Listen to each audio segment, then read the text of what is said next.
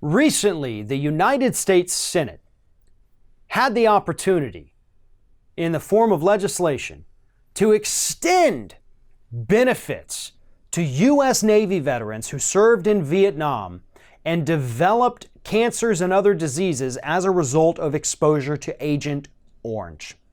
The U.S. Senate was poised to pass this bill.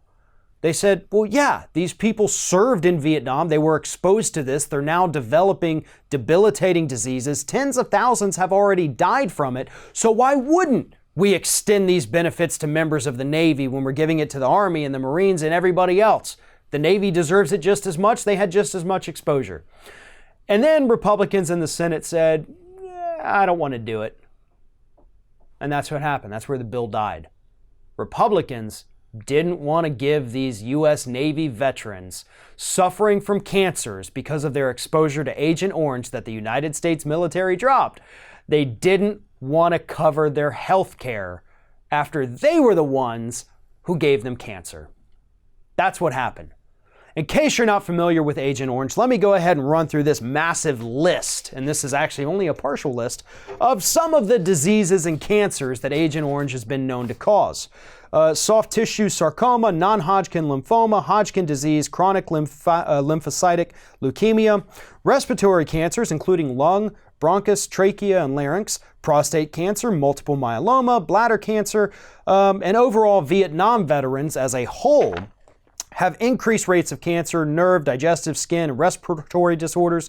The CDC says that in particular there's higher rates of acute chronic leukemia, Hodgkin's lymphoma, and non-Hodgkin's lymphoma, throat cancer, prostate cancer, lung cancer, colon cancer, ischemic heart disease, soft tissue sarcoma, and liver cancer. All from this chemical that was primarily made by U.S. chemical companies Dow Chemical and Monsanto.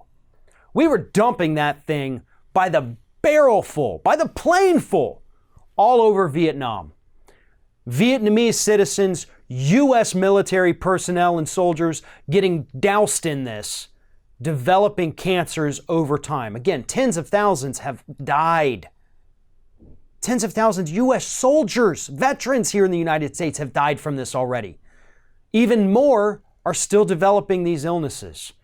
And the Republican-controlled U.S. Senate said, we're not going to take care of you. We are not going to extend this massive settlement fund that exists to cover you as well. We've got enough to worry about. We're worried about the cost, they said. We're worried about the cost. Who cares about the cost? You need more money for this fund? You know where you get it?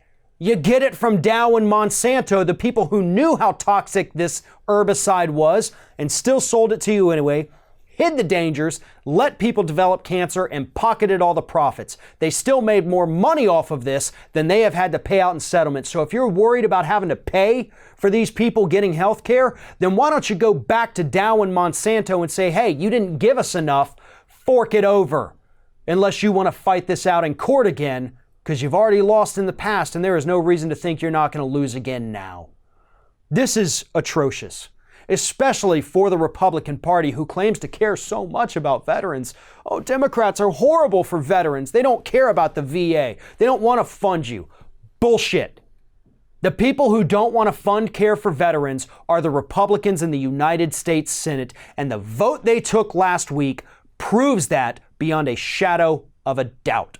U.S. veterans are going to die because they're not going to be able to get the care that they need because of their exposure to Agent Orange. And those deaths come at the hands of Senate Republicans.